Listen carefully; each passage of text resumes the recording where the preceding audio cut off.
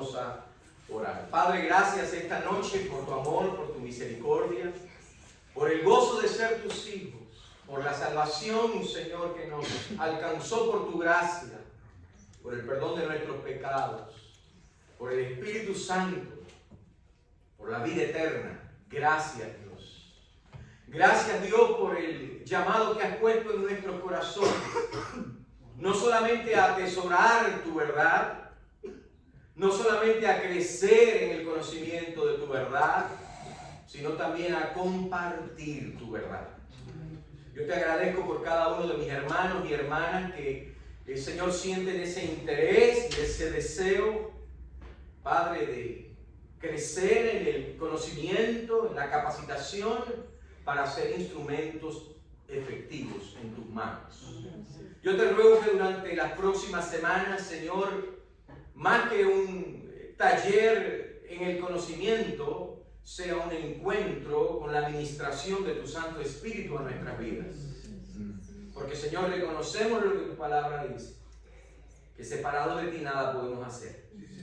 Gracias, Padre, por cada hermano y hermana que ha apartado este tiempo aquí importante. Yo te pido que tú les bendigas. Abre nuestra mente, abre nuestro corazón, abre nuestro entendimiento.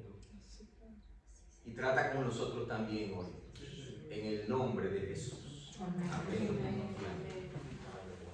Algunas de las pautas importantes para mantener en este taller. La mayor parte de lo que voy a compartir con ustedes, de lo que vamos a hacer, es a modo de conferencia. En otras palabras, usted toma notas y participamos en la medida que yo les dé la oportunidad, o el conferencista le da la oportunidad de participar por medio de preguntas.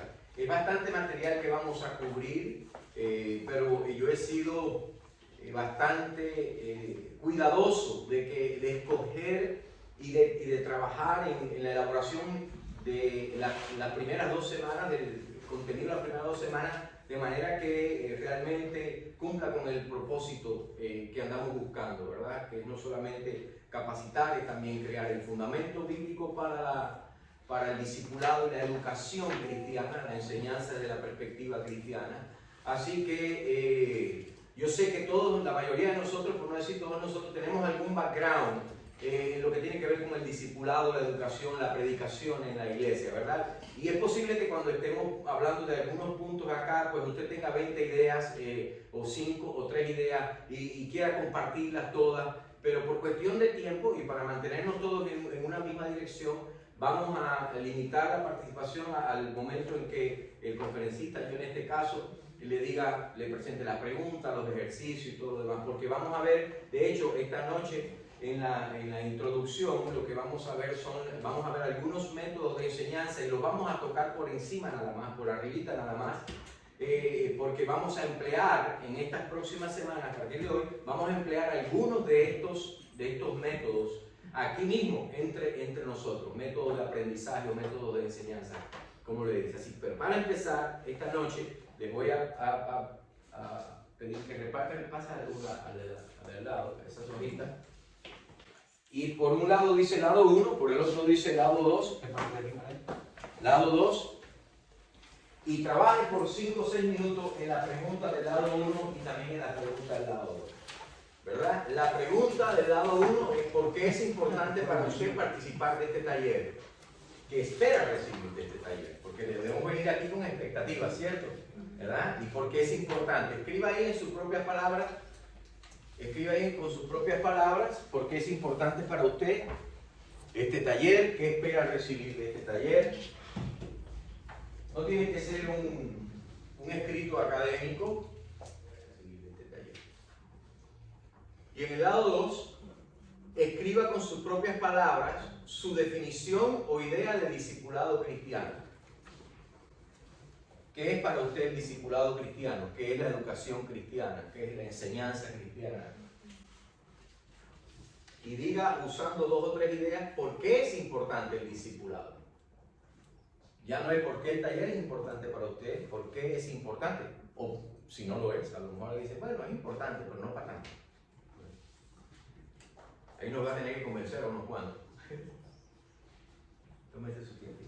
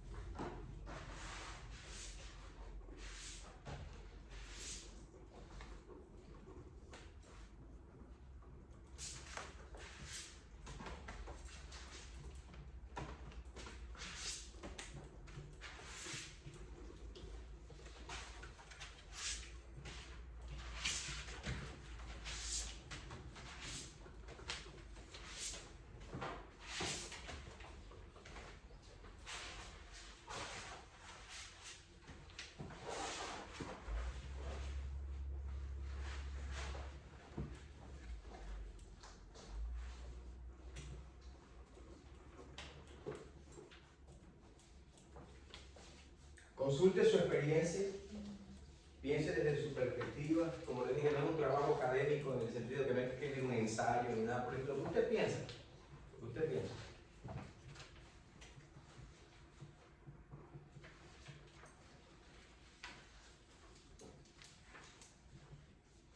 Simplemente estamos haciendo un ejercicio que al ratito vamos a compartir, los que quieran compartir lo que escribieron.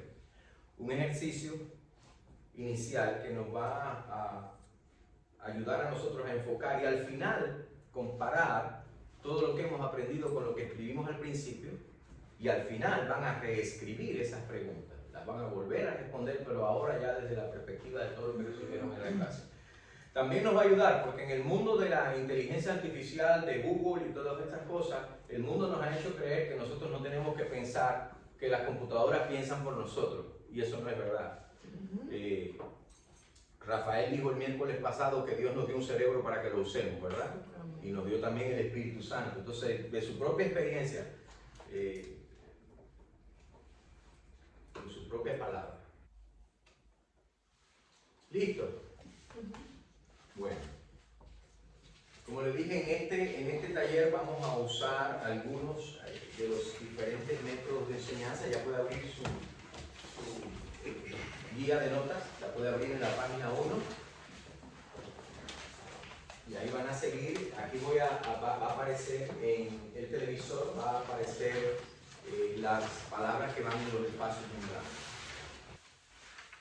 Porque es importante mencionar, cuando estamos hablando de maestros cristianos, les voy a decir, porque es importante mencionar o hablar del hecho de que existen, mencionar por arriba, y más adelante vamos a ver algunos ya más específicamente, vamos a dedicar más tiempo a los métodos de enseñanza. ¿Por qué?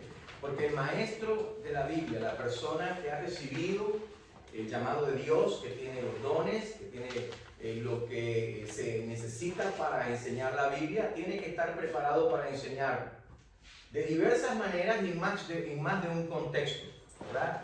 Cuando hablamos de enseñanza, por lo general tenemos en mente un aula, sillas y un maestro al frente hablando, pero hoy nos vamos a dar cuenta de que hay diferentes métodos de enseñanza. De hecho, aquí en nuestra iglesia y aquí presente esta noche, hay algunos hermanos que están tomando el Leadership Outreach International, el instituto o seminario con el que tenemos vínculo aquí en la iglesia, y ellos son la hermana Ruth, el hermano Oscar y la hermana Vilma. De hecho, en estas últimas 2 semanas el tema ha sido precisamente los métodos de enseñanza, ¿verdad? El volumen 8. Ahora les voy a preguntar, sin que abran el libro, porque ya tienen que haber estudiado esto. Díganme algunos de los estudiantes de Leadership, díganos a los que estamos aquí, ¿cuáles son algunos de esos métodos de enseñanza que deben haber aprendido en estas últimas 2 semanas? Narración. ¿Cuál? Narración. Narración es uno, perfecto. ¿Qué más? Oración. No, método de enseñanza. Método de enseñanza, no es lo que se necesita para enseñar. Narración, yo lo voy a ayudar. Método de enseñanza. Primero, conferencia, ¿verdad? Método de conferencia, de hecho, es el método que más se emplea. No necesariamente es el más fácil. Alguna gente piensa que ser un conferencista, bueno, es algo fácil, es solamente escribir y pararte y hablar, ¿no? Y este método de conferencia es mayormente más efectivo y usado para adultos.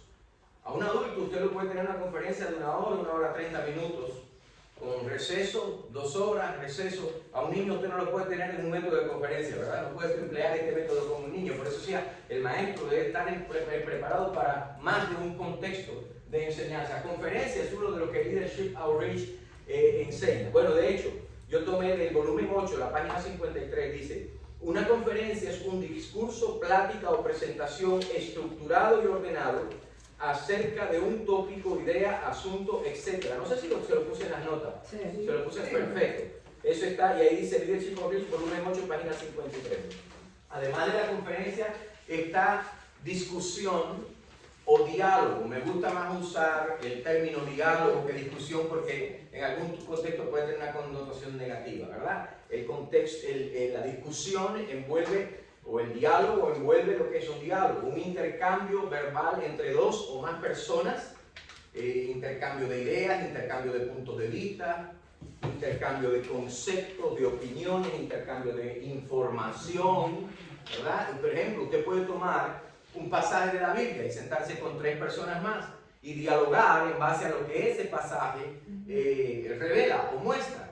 Y lo interesante es que en una conversación de ese tipo es posible que Edward note algo del pasaje que usted no nota, ¿verdad? Entonces en ese diálogo, en ese compartir, en esa discusión, en ese intercambio de ideas, de información, hay también enseñanza, hay edificación. Muchas veces el diálogo, la discusión es lo más apropiado para tomar decisiones. Eso en el matrimonio debe estar presente, ¿verdad? Para tomar decisiones, para llegar a conclusiones necesitamos dialogar, para aclarar ideas el diálogo es importante, para crecer en nuestro conocimiento, aumentar el conocimiento, para llegar a un acuerdo hay que dialogar. Por ejemplo, nosotros nos hemos pasado los primeros 4 miércoles del 2024, nos lo pasamos ¿qué cosa? Si se da cuenta, la mayor parte del ejercicio fue ¿qué cosa? Diálogo, fue conversación, y creo que es un ejercicio saludable. La pregunta es, ¿aprendimos en ese intercambio, en esa discusión, ese diálogo? Definitivamente. Entonces, este método, dice Leadership Coverage, estimula el envolvimiento en el aprendizaje. Yo lo uso mucho, este método, porque involucra a las personas. Le dice a la persona, tú puedes participar, lo que tú tienes que decir es importante, ¿verdad? Estimula la participación, estimula el involucrarse. Y obviamente este método, por eso, por ejemplo, en estos 4 ejercicios que hicimos por 4 miércoles, los separé en diferentes grupos, porque este método funciona mejor en grupos pequeños.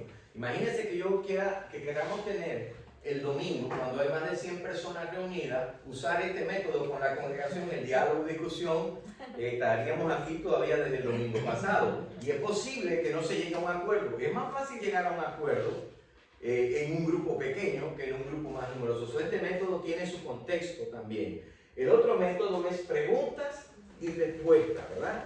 Este es otro método de lo que propone Leadership Coverage. Es un enfoque en el que se utiliza una serie de preguntas y respuestas para explorar, para comprender un tema o pasaje específico de la Biblia. ¿Cuántos de ustedes han estado aquí un miércoles en el que hemos dividido no me gusta la palabra edición, pero bueno, nos hemos repartido en 3 o 4 grupos, a cada grupo se le ha dado una porción de la Biblia y preguntas? Ese ejercicio lo hemos hecho mucho acá, preguntas y respuestas. Ese método de enseñanza está basado en preguntas que están relacionadas ya sea con el tema, con el pasaje bíblico y que ayudan, es muy bueno, porque también estimula a la participación. Una de las cosas que me gusta siempre enfatizar con lo que enseña la Biblia o enseñamos la Biblia es el hecho de que el estudiante de la Biblia, la persona que está sentada escuchando, aprendiendo, recibiendo, no está limitado a solamente sentarse, escuchar, recibir y aprender. Existe oportunidad para el diálogo. El maestro tiene que diseñar su clase y preparar su clase de manera que estimule la participación de los individuos. De hecho, una clase se hace más interesante cuando está, en parte, se hace más interesante cuando está diseñada para que la gente piense por sí misma. El educar, el enseñar, el discipular no es solamente impartir información, es estimular a la persona para que salga de aquí con su Biblia y diga, me quedé pensando en este tema, voy a averiguar por mí mismo, voy a estudiar por mí mismo, ¿no? Este es otro método, preguntas y respuestas. Otro método, lo mencionó la hermana Vilma, es la narración. Déjeme volver atrás a este método de preguntas y respuestas.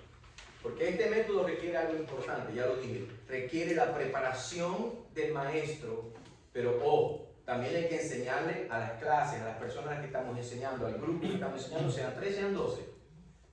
Requiere también el enfoque de las personas que están participando. ¿Cuántos de ustedes han tenido la oportunidad de enseñar en una célula, en una escuela dominical, en un grupo de damas, de caballeros? Levanten la mano para saber. ¿Cuántos han tenido que compartir algo? De repente, ¿alguna vez le ha sucedido? Maybe yo soy el único, pero ¿alguna vez le ha sucedido que alguien dijo, yo tengo algo que decir, no tiene que ver con la clase? ¿Verdad? Este método y cualquier método de enseñanza requiere la preparación del maestro, pero los estudiantes tienen que estar enfocados también en que sí, va a haber oportunidad de participación, pero no, yo tengo algo que decir, lo voy a decir aunque no tiene que ver con el tema. Si no tiene que ver con el tema, no lo digas, ¿verdad? Luego más adelantito vamos a ver cómo manejamos con esas interrupciones santas, entre comillas, ¿no? Después vamos a hablar acerca de eso, ¿no? Pero el maestro tiene que estar preparado, preguntas y respuestas. A veces uno como maestro, y me ha pasado a mí, ¿verdad? Uno como maestro hace una pregunta que asume la gente está entendiéndola.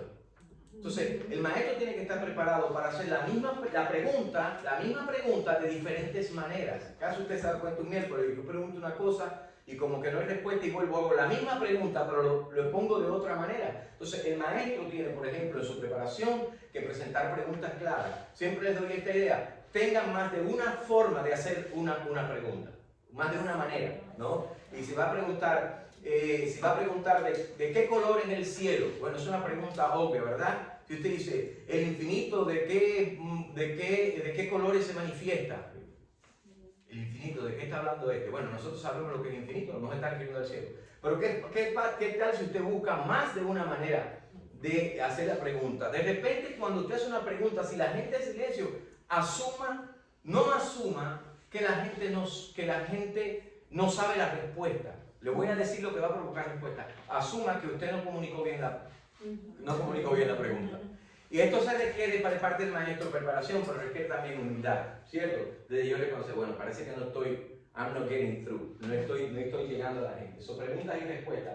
El otro método es narración. ¿Con quién funciona muy bien el método de narración? Con los niños. A los niños hazles historia, ¿verdad? Ahora, eso no quiere decir que no trabaja con los adultos, ¿verdad? Quizás la narración para los adultos tiene que estar más elaborada, tiene otra perspectiva, pero funciona. De hecho, hace alrededor de 2 décadas para acá, se ha enfatizado la predicación del Evangelio por medio de historias.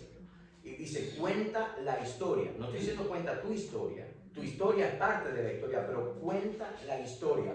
Déjeme decirle que parece un método fácil, pero no lo es. Hay que manejarlo, hay que entrenarse, hay que dominarlo. Dígame un ejemplo bíblico de enseñanza por medio de narración. Un ejemplo. Historia del arca de Noé. Un ejemplo. Las parábolas.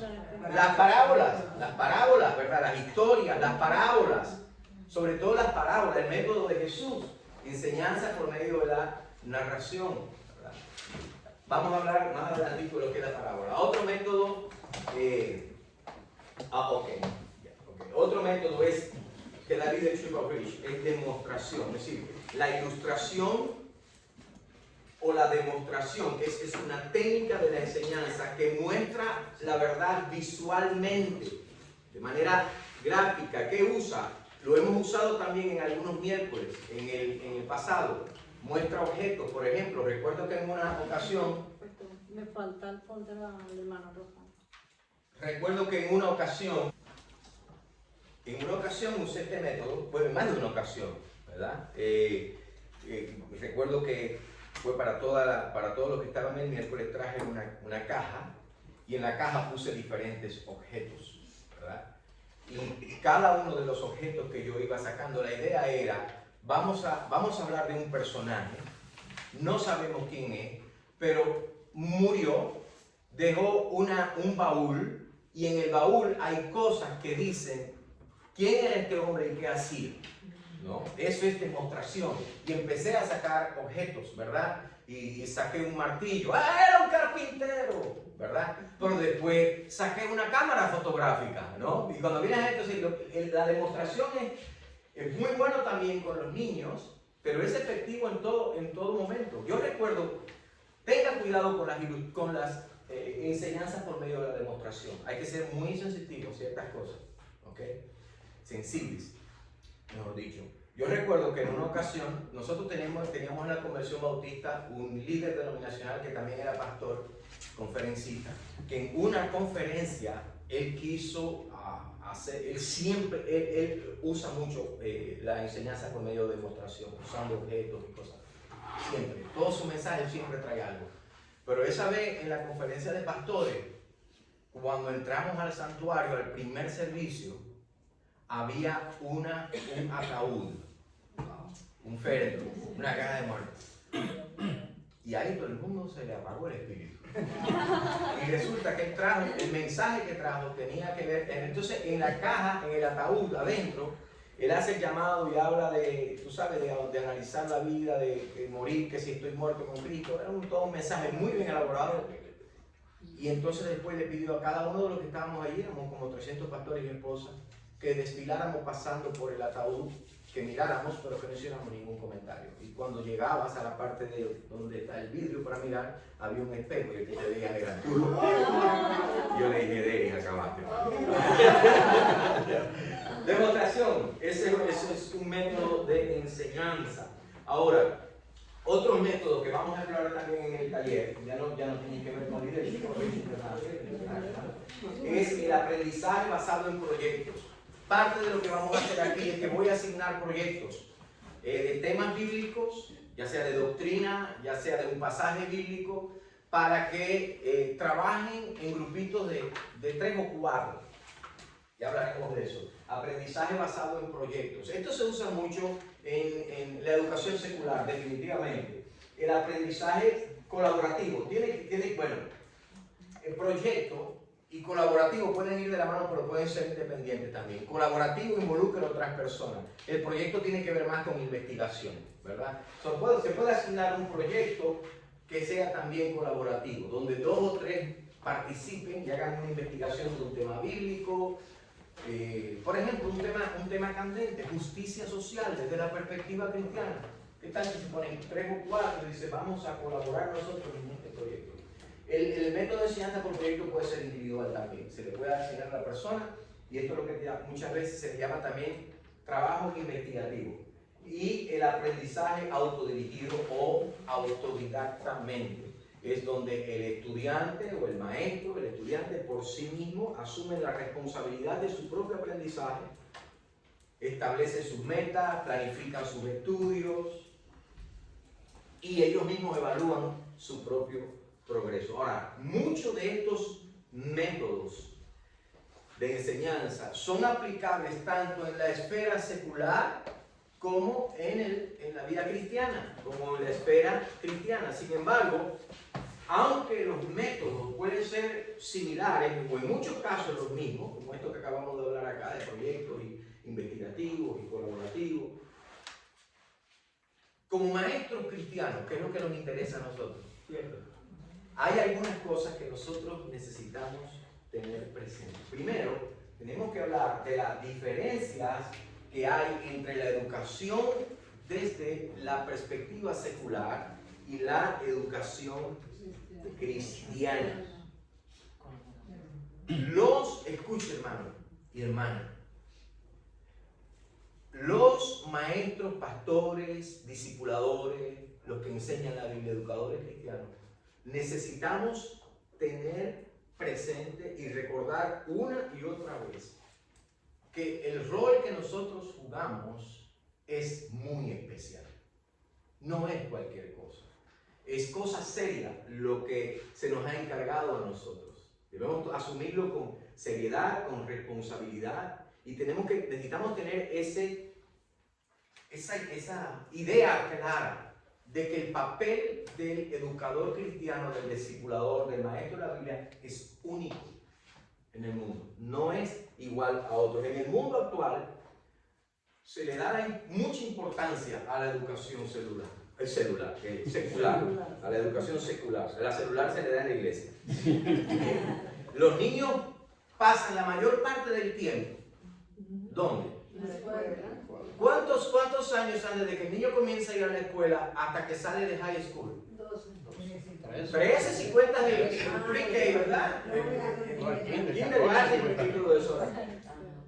Y los padres, a menos entre nosotros, pienso yo, no cuestionamos la importancia de la educación secular. No la cuestionamos, la enfatizamos, Nosotros como padres hacemos todo lo que tenemos que hacer para asegurarnos de que están aprendiendo, de que están haciendo sus tareas, de que están yendo, de que se levantan temprano, que el día que hay exámenes tienen el mejor desayuno, que van a McDonald's, que es gratis, todas esas cosas. En el mundo secular se le da esa importancia. Pero no solamente lo que tiene que ver con los niños, la educación es un punto de influencia enorme en el campo de la política. Muchas elecciones se deciden en base a la agenda educacional que tiene el político. ¿Qué propone él? ¿Qué ideas trae? ¿Qué va a hacer con la educación? ¿Va a permitir que los movimientos sociales influyan en lo que se determine? ¿O va a decir aquí lo que se va a aprender, lo que un niño tiene que aprender, lo que un muchacho tiene que aprender cuando va a la escuela? Va a aprender a leer, va a aprender a escribir, va a aprender ciencia, va a aprender lo que tiene que aprender, ¿verdad? Su educación es liberal en la educación, es conservador en la educación. Fíjense la importancia que muchas carreras de elecciones se deciden en base a la educación. Las universidades son el centro de investigaciones, de hallazgos, de estudios más grandes que hay en Estados Unidos y en el mundo. Los más grandes descubrimientos se hacen en campus universitarios. Importante la educación. Obviamente, con razón, el enemigo, y eso es otro tema, donde trata de meterse, de infiltrarse precisamente es, especialmente en este tiempo, en los campus universitarios, en las universidades, para desviar la atención de lo que tiene que ser. Por ejemplo, yo no sé cuánto ustedes ven las noticias, a mí me encanta ver las noticias, y en mi casa me pelean porque veo noticias, ¿no? Pero me gusta estar actualizado. Pero de vez en cuando hay un tema que tiene que ver, por ejemplo, con la Constitución de los Estados Unidos, por ejemplo, Fox News trae a un profesor de leyes, doctor en leyes con especialidad en constitución. Lo traen a ellos. La educación es importante, la persona está educada, está preparada, queremos saber la opinión de alguien que esté. Y yo a veces digo, hay tantos temas en la sociedad que los pastores y los maestros de la Biblia tienen respuestas, pero no nos invitan a Fox News ni así. Bueno, Fox News de vez en cuando sí alguno, ¿no? Sobre todo si es controversial. Pero bueno, ahora, ¿por qué le digo todo esto? Digo, porque nosotros entonces vemos todo eso. Por ejemplo, esto decía un profesor mío, precisamente de educación cristiana. Este profesor decía, si hay, y yo lo he mencionado acá, si alguien dice, quiero ser maestro, voy a enseñar tal grado, dice, no se presenta mañana en una escuela y dice, yo estoy aquí porque quiero enseñar una clase. ¿No? ¿Qué tiene que hacer? Tiene que prepararse, tiene que venir con títulos, tiene que venir con entrenamiento, y en muchos casos tiene que venir con trayectoria, porque son hasta exigentes. En la iglesia, nosotros decimos, la persona se convierte a Cristo y 3 semanas policiales que a ti te toca en la escuela dominicana. Y yo sé que la motivación es santa, es genuina. Que la motivación es creemos en el Espíritu Santo del Monte. Pero la pregunta es, ¿por qué? ¿Por qué no llevamos también nosotros un proceso de preparación, de equipar, incluso de ayudar a las personas a descubrir su don? Capaz que estamos aquí en estos talleres y de repente alguien después que termina sabe que no creo que este sea mi don, no creo que esto sea lo que el Señor me llama. Está bien, porque parte del proceso educativo tiene que ver con eso, descubrir a qué me está llamando Dios y a qué no. Ahora, hablo de todo esto en la educación, el énfasis de la educación en lo secular. Porque entonces lo que sucede es que cuando nosotros, pastores, maestros de la Biblia, educadores cristianos, maestros de escuela dominical, vemos todo este énfasis en la educación secular, vemos que los medios televisivos traen a personas con tremenda trayectoria, eruditos en temas y todo lo demás, como que de repente podemos sentirnos nosotros como maestros de segunda clase. Yo digo, por ejemplo, se celebra el Día del Maestro. El Día del Maestro, si se va a celebrar el Día de las Madres, se celebra, los cristianos lo celebran. El Día de los Padres, los cristianos lo celebramos. El Día del Amor y la Amistad, los cristianos lo celebramos, que algunos ahí se van por la tradición y dicen que bueno, bla, bla, bla. Otro día hablamos de eso. Pero bueno, lo celebramos. ¿Por qué no celebramos el Día del Maestro nosotros también? ¿Por qué no reconocemos lo que enseña? ¿Sabes por qué? Porque como que a veces se ve como, bueno, usted es maestro de la escuela americana, ¿no? Como que no le damos la importancia, consideramos que los maestros, y no solamente los maestros en el sentido de la iglesia local, en el ámbito de la iglesia local, los maestros incluso de seminarios, pastores, como maestros de segunda clase. Pero hermano, esta conferencia, estos talleres, una de las cosas que va a hacer es abrirnos los ojos a nosotros para que nos demos cuenta que no hay nada más lejano de la realidad que afirmar eso, que los maestros bíblicos son maestros de segunda clase, ¿no? ¿Por qué? Es todo lo contrario. Y eso se demuestra en las diferencias. Y la diferencia entre la educación secular y la diferencia entre la educación secular y la cristiana y el papel del discipulado, el papel de la formación espiritual en el ámbito cristiano, nosotros nos vamos a ver en un ratito que es superior. Créanlo, es superior. Pero antes de ir allá, vamos a dar oportunidad para que respondan, para que vean 2 o 3 de las respuestas que ustedes pusieron ahí en el papelito. Vamos a ir al lado 1 primero. A ver, ¿quién es el primero que comparte lo que escribió? Pastor, la 1, ¿por qué es importante para usted participar en este taller? Entre más preparados estemos mejor, estaremos mejor para el conocimiento de la palabra de Dios. Sí, muy bien, muy bien. ¿Alguien más? Porque en todo tiempo aprendemos y necesitamos capacitación para mi crecimiento espiritual. Crecimiento, muy bien. Capacitación. ¿Algo más? También está la 2. ¿Qué espera que soy usted de eso? ¿Puede compartir? ¿Por qué es importante para usted participar de este? Hable o lo señalo con el dedo. Alba. Porque nunca logramos saberlo todo. ¿Verdad? Porque estamos en un continuo proceso de aprendizaje. ¿Verdad? Yo puse herramientas para enseñar y herramientas para prepararnos para poder enseñar. Muy bien. Aprender nuevos conceptos, ideas y métodos de enseñanza. Pero fíjense que aprender nuevos conceptos, ideas y métodos de enseñanza quiere decir que tengo que abrir mi mente también. ¿Verdad? ¿Qué dijo que no lo sabemos todo? La hermana Alba, ¿verdad? Tengo que, una de las cosas que siempre recomiendan a los estudiantes de la Biblia, se les recomienda incluso a estudiantes de seminario, cuando van a entrar al seminario, decir, ok, deja todos tus conceptos aprendidos acá.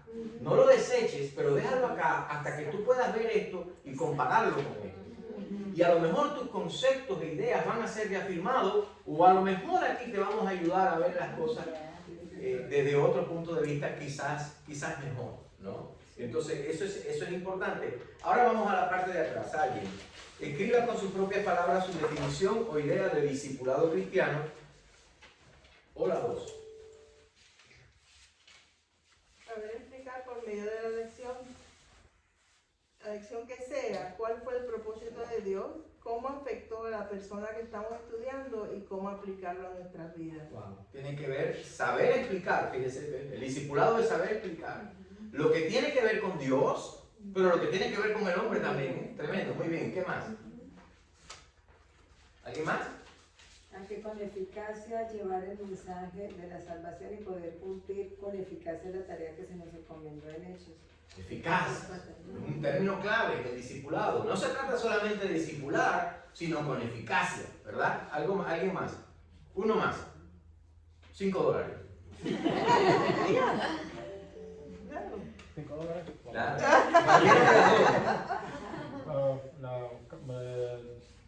Compartir con otros con más o menos conocimiento de la palabra de Dios. Compartir con otros. El discipulado es compartir, pero no compartir cualquier cosa. A veces pensamos que el enfoque discipular es compartir mi historia. Mi historia forma parte de lo que voy a compartir, pero lo que tengo que compartir para discipular. Yo siempre digo esto, nadie se salva. La gente, no, porque el testimonio, no tienes que predicar. Hay que enseñar. Ir y hacer discípulos a todas las naciones, bautizando en el nombre del Padre, enseñándoles que guarden todas las cosas. Hay que hablar. Obviamente, tu mensaje tiene mayor validez cuando tú vives lo que estás enseñando, ¿no? Tu testimonio valida eso. Pero tiene que ser una enseñanza intencional, una acción intencional de discipulado. Así que, entonces, quiero destacar las diferencias, porque es importante, y la relevancia de la educación cristiana. Decía, en primer lugar, la educación cristiana es superior en su propósito. Estamos haciendo un contraste con la educación secular, ¿verdad? ¿Por qué es superior en su propósito? Bueno, sencillo. Próximo punto. 4A. Oh, creo que aquí fue uno de esos puntos que me salté. Okay. La educación cristiana es superior en su propósito. Eso sí lo tienen ahí, ¿verdad? Ustedes. Sí. Luego tiene un espacio en blanco. ¿Verdad? No, sí, aquí está. Educación cristiana es superior en su propósito. Educación secular, anote ahí porque me faltó esto. Educación secular, lo tiene ahí, dice, se ocupa de lo humano, ¿verdad? Se ocupa de lo humano. La educación cristiana se ocupa de lo trascendental. La educación secular está limitada a la esfera de este tiempo, de esta tierra y de este mundo. La educación cristiana trasciende el tiempo de esta esfera, de esta tierra y de este mundo. Es trascendental.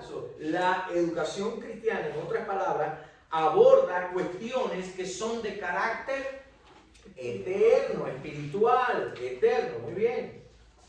Lo secular tiene que ver con el aquí y el ahora. Y la relevancia de la educación cristiana consiste también en el hecho de que se ocupa de lo espiritual, se ocupa de lo eterno. Ahora, mira la relevancia de esto.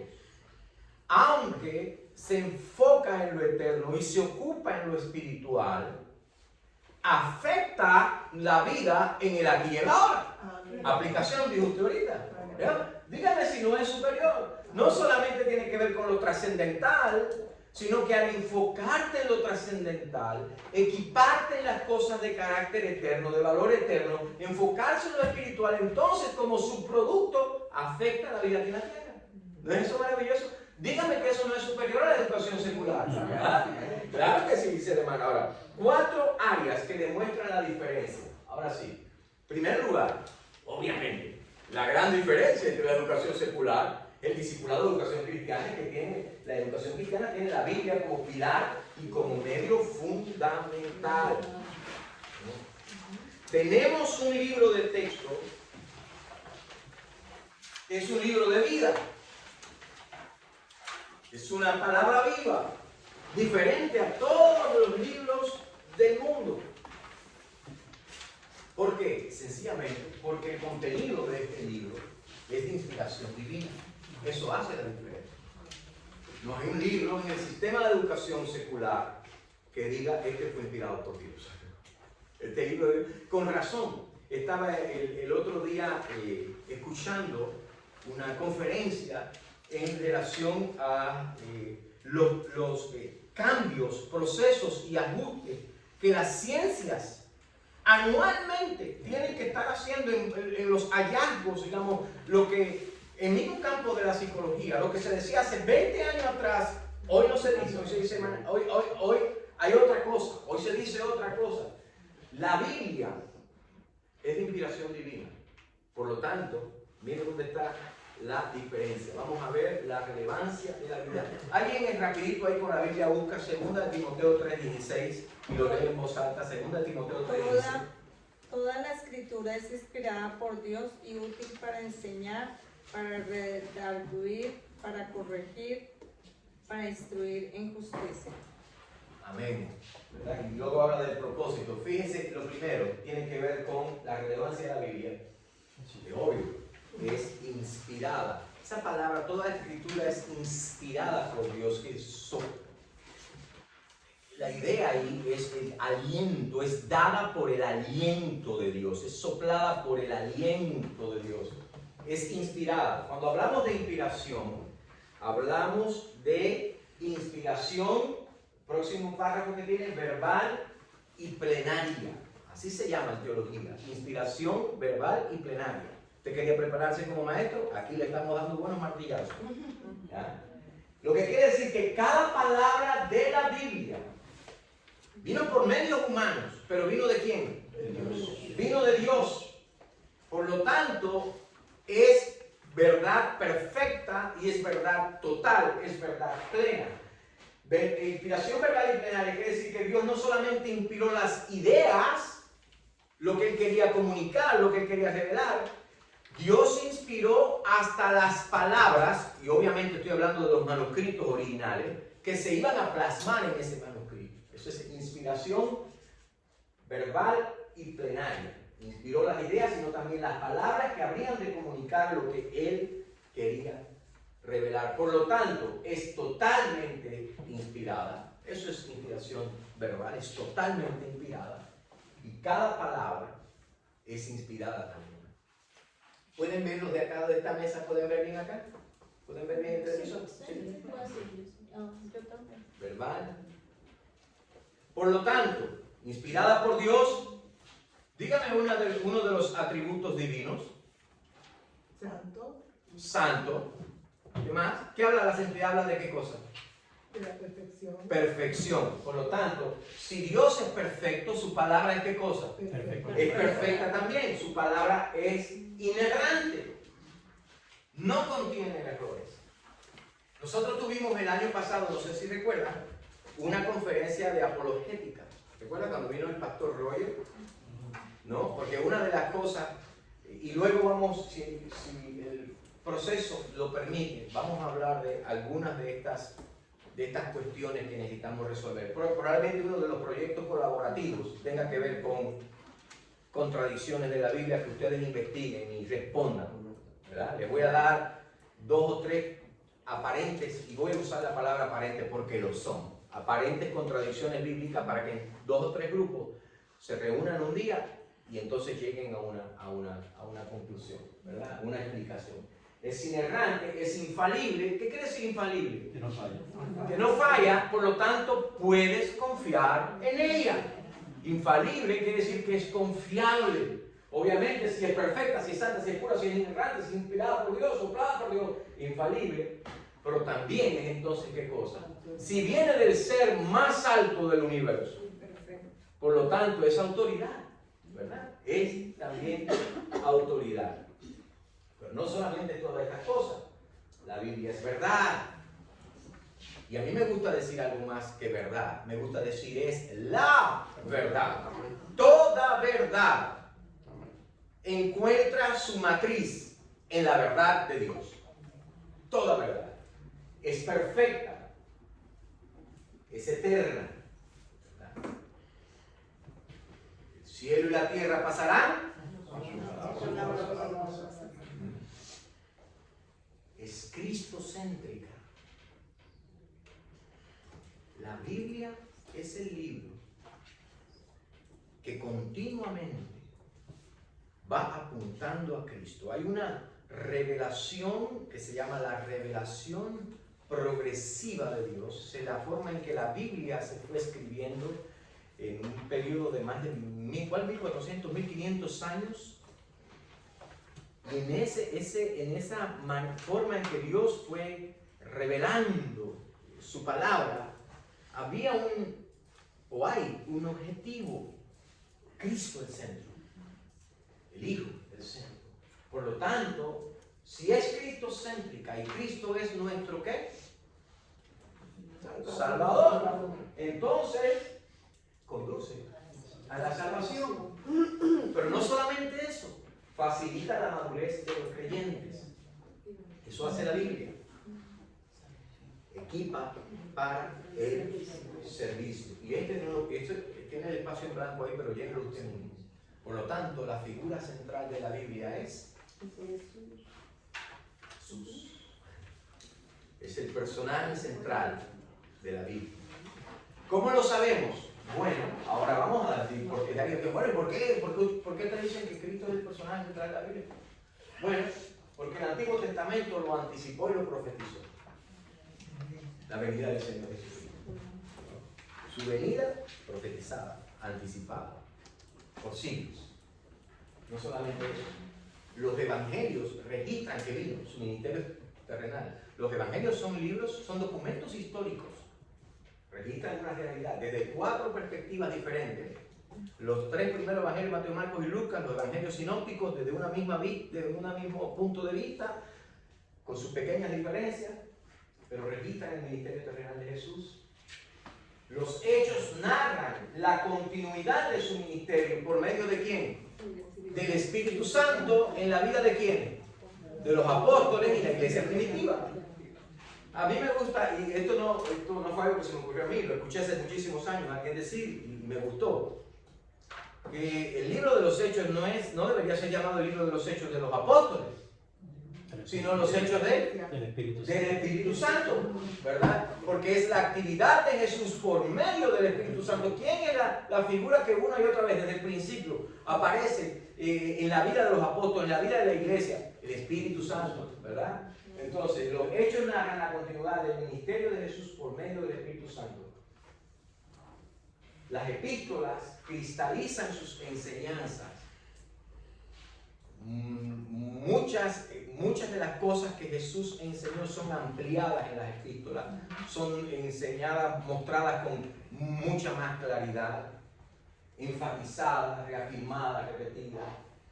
Y el Apocalipsis anticipa su triunfante retorno y el establecimiento de su dominio eterno. Entonces, si tenemos el Antiguo Testamento, Evangelio, libro de los Hechos, epístolas y Apocalipsis, Jesús, definitivamente Jesús es la figura central de la Biblia. Ahora, para entenderla, esto usted me lo puede decir sin que aparezca en las notas ahí. Para entender la Biblia, entonces, ¿qué necesitamos para entender la Biblia? Necesitamos en primer lugar el Espíritu Santo. A ver, escriba ahí el Espíritu Santo. ¿Qué más necesitamos para entenderla? Una relación. Necesitamos relacionarnos con el autor de la Biblia. ¿Quién dijo relación? Bien, muy bien. Obviamente, no hay Espíritu Santo que te ilumine si no tienes una relación con el autor de la Biblia, porque el Espíritu Santo viene a tu vida cuando esa relación que está rota se establece, ¿verdad? Espíritu Santo. ¿Qué más se necesita? ¿Alguien lo dijo ahorita por aquí? Leerla. Necesita leerla, ¿verdad? ¿Cómo vamos a entender lo que si no lo leemos? Hay que escucharla no solamente directamente con herramientas como esa, escucharla en predicación, escucharla en enseñanza, recibirla, ¿no?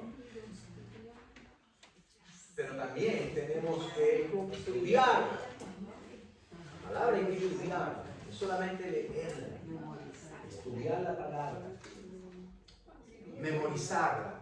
Hay gente que me ha cuestionado a mí en este énfasis de memorizar. Usted no tiene que... Usted me pregunta a mí, ¿usted sabe leer? ¿Cómo voy a saber la Biblia? ¿Pero quién se sabe la Biblia? Yo conozco la historia, he leído de un solo hombre, una sola persona, que con mente fotográfica, que sabía la Biblia completa. Wow. Watchman Nee. También creo que es latino. Yeah. No recuerdo el nombre, pero él es toda la Biblia de memoria. No todo el mundo tiene esa capacidad de hacerlo, pero hay cosas de la Biblia que es saludable que usted las memorice. Ay, pastor, yo no tengo buena memoria, que no, y te escuché cuando yo empecé a cantar, ahorita me dejaste abrazado a un pote y tú seguiste la canción. Si no te aprendiste, me dejaste abrazado a un pote a las 3 de la mañana con una cerveza fría. Tú puedes aprender un versículo bíblico. Puedes aprender un versículo bíblico. Hay que memorizarla, es saludable memorizarla, definitivamente. Hay que meditar en ella.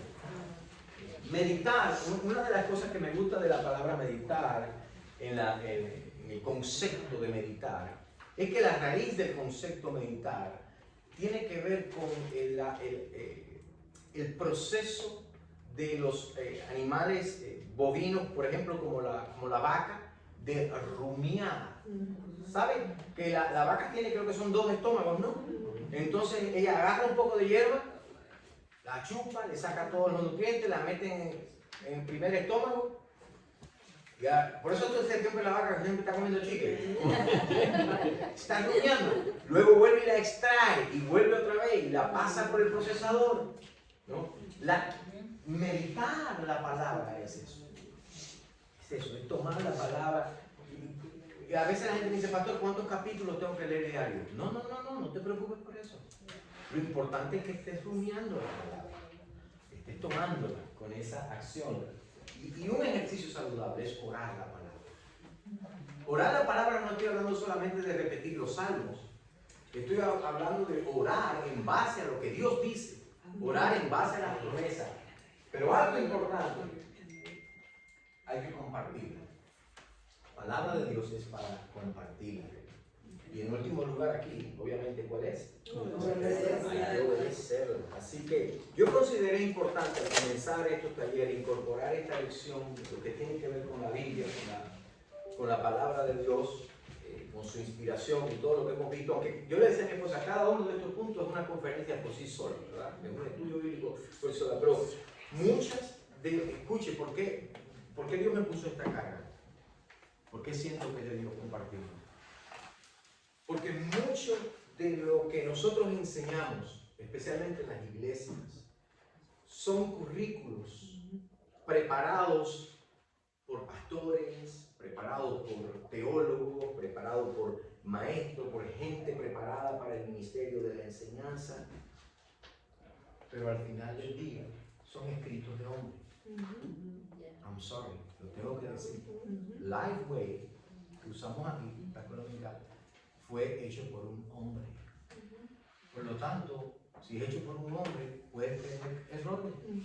Y no es infalible, ¿verdad? No es la autoridad. Entonces es importante que uno conozca la Biblia, porque nuestra responsabilidad número uno no es enseñar un currículo, es enseñar la palabra de Dios. Por eso es importante que el educador cristiano, el discipulador, el que enseña la Biblia, tenga claro qué es la Biblia, tenga clara la autoridad de la Biblia, y especialmente en el mundo en el que vivimos, ¿verdad? Cuando hay tantas voces que reclaman autoridad, hay una autoridad suprema por encima de toda autoridad. Esa autoridad es Dios y su palabra. Por eso nosotros necesitamos empaparnos de la Biblia, sumergirnos en la Biblia, estudiar la Biblia, memorizar, meditar la palabra de Dios. Y cada vez que nos paramos delante de alguien, de un grupo, o estamos en un grupo y vamos a hablar, recordar que nuestro compromiso número uno es con la palabra de Dios. Le puse un versículo ahí en la Nueva Traducción Viviente, 2 de Timoteo 2:15, para que lo complete, porque se lo voy a poner en la pantalla, porque está en la versión, en Nueva Traducción Viviente. ¿Qué tal si lo lee, lo escribe, los espacios en blanco, y lo leemos todos juntos cuando lo tenga, en la Nueva Traducción Viviente?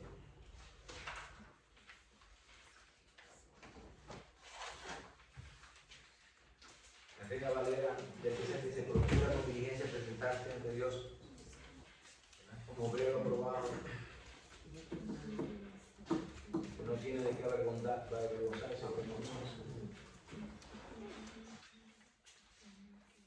¿Ya? Vamos a leerlo todos juntos. 1, 2 y 3. Esfuérzate para poder presentarte delante de Dios y recibir su aprobación. Sé un buen obrero, alguien que no tiene de qué avergonzarse y que siga correctamente la palabra de verdad. No dice que explica correctamente el currículo de la Casa Bautista de Publicaciones, sino la palabra de verdad. Por eso el maestro de la Biblia tiene que conocer la Biblia, tiene que estudiar la Biblia. O cuando ustedes dan un currículo, yo voy a decir cuál es uno de los problemas serios que tengo con Google. Es que muchas veces la gente, los cristianos, maestros instruidos, van primeramente a Google antes que la palabra. Y cualquier cosa, Google es una buena herramienta, pero tiene que ser filtrada por la palabra de Dios y por tu dominio de la palabra de Dios. Porque en Google te aparece lo bueno, lo malo y lo desastroso. En una ocasión vino una persona, alguien que enseñaba en la iglesia, y me dijo, pastor, y qué bueno, le voy a decir, cuando usted tenga duda de algo en relación a alguna enseñanza y usted le toque enseñar, consulte al pastor, consulte a otra persona en la que usted piensa, cree que tiene un buen background bíblico, ¿verdad? No diga solamente porque lo oyó, porque le dijeron que es algo que vale. No, con el pastor me dijo, yo en la clase de hoy tengo que compartir algo, pero yo estuve leyendo algo, un comentario en Google, que yo quería que yo pienso que es así, pero yo quería solamente ver si usted piensa lo mismo. A ver qué es lo que es. Dice, cuando a Elías lo vinieron a alimentar los cuervos. ¿Recuerda que Elías lo alimentaron cuervos? Realmente no fueron cuervos. Dice, porque en este artículo que yo estaba leyendo dice que cuervos es la palabra también que se usaba para beduinos. Y que fue un error, que realmente Dios usó cuervos porque a los beduinos o a no sé qué grupo ahí del desierto se les decían cuervos. Yo, eso que voy a enseñar, digo, hermano, tranquilo, no se complique. Todas las Biblias que yo he leído dicen cuervos. No le saque la quinta pata al gato. Usted diga lo que la Biblia dice. Yo sé que siempre queremos buscarle una razón y una explicación. Es decir, ¿quién hizo el mundo? Dios. ¿Quién hizo los animales? Dios. ¿Quién hizo las aves? Dios. ¿Le puede Dios decir a un cuervo que alimenta a un ser humano? Así de sencillo. Entonces, no hay por qué. Entonces, ¿y dónde está Google? Entonces digo, tranquilo con Google, tranquilo con... Y hoy en día inteligencia artificial. Yo pienso, si el mensaje y la enseñanza de una persona, de un predicador, de un maestro, de un pastor, de quien sea, es el resultado de inteligencia artificial, y yo puse eso en Facebook hace un tiempo y nadie le puso like. Si ese resultado de inteligencia artificial es inherentemente superficial, no va a cumplir su objetivo. Porque el maestro tiene que ser diligente en estudiar, en prepararse. Hay que consultar, créamelo a mí, yo estoy estudiando desde el 2013, llevo 10 años estudiando. Y preparándome, y leyendo, y todo. Pero uno tiene que tener su base propia. Uno tiene que tener ese fundamento en la Biblia. Y sí, bueno, esto leí por acá, pero déjame ver qué dice la Biblia. Déjame pedirle al Espíritu Santo que me ilumine a mí, que me guíe a mí. No estoy diciendo que Google no es bueno, es una buena herramienta si se usa como debe usarse, ¿no? Por lo tanto, es la diferencia fundamental, ya estamos por terminar por lo menos entre la educación secular y la educación cristiana, es que la educación cristiana tiene como fundamento y como pilar la Biblia, la palabra de Dios. Ahora, voy a hacer una pregunta. Porque es trascendental, porque tiene que ver con lo eterno, con lo espiritual, ¿verdad? Porque la Biblia es su pilar y su fundamento. Quiere decir esto, que la razón humana no juega ningún papel en nuestro estudio, comprensión y aplicación de la Escritura. Es decir, ¿vieron una pregunta complicada? Ahora se lo voy a poner más sencillo. Porque la Biblia apela a lo espiritual. Quiere decir que la razón humana, nuestra razón, no juega ningún papel en el estudio de ella y en la aplicación de ella. No. Claro que sí. Claro. Ya le dije lo que dijo Rafael el miércoles pasado. Dios nos dio un cerebro para que lo usemos. No, lo que estamos diciendo aquí no estamos diciendo, lea la Biblia y ponga la razón a un lado. No. Dios nos dio el entendimiento. Dios nos dio la capacidad de razonar. Lo que estamos destacando aquí, hoy, esta noche, es la diferencia radical entre la educación secular y la educación cristiana. Eso es lo que estamos enfatizando. Y estamos afirmando que incluso, ahora sí, aunque la razón desempeña un papel importante, les puse un dibujito ahí que lo hice yo mismo en Canva. Puse un dibujito ahí, ¿no? La palabra de Dios es como los faros o las luces de un automóvil que iluminan el camino. La razón son las ruedas por donde ese carro va a transitar. Si la razón juega un papel en esto, ¿qué es lo que es esto entonces? Esto es revelación. En un término teológico más exacto, me gusta usar iluminación, porque ¿qué es lo que hace un móvil? Ilumina, ¿verdad? El concepto de iluminación. Entonces usted hace la revelación, iluminación. Entonces, usted necesita esto para transitar por esto. ¿Tiene sentido? Un ejemplo de enseñanza por medio de demostración, en este caso gráfica. Si no hay revelación, los aspectos trascendentales de la vida humana no los vamos a conocer. No vamos a saber ni siquiera para dónde vamos. No vamos a poder ni siquiera transitar. Así que más o menos esa es la idea.